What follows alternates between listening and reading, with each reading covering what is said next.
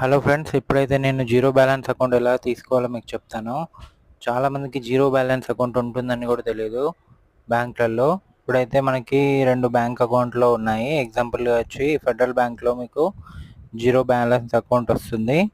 Federal బ్యాంక్లో ఇది global bank, చాలా పెద్ద బ్యాంకు. మళ్ళీ ఇంకొక బ్యాంక్ వచ్చి యాక్సిస్ బ్యాంక్లో జీరో బ్యాలెన్స్ అకౌంట్ వస్తుంది. ఈ రెండిట్లో కూడా మీకు డెబిట్ కార్డ్ కూడా వస్తుంది. డెబిట్ కార్డ్తో పాటు కొన్ని ఫీచర్స్ కూడా మీకు ఏమేమి వస్తాయో కూడా క్లియర్గా నేను చెప్తాను.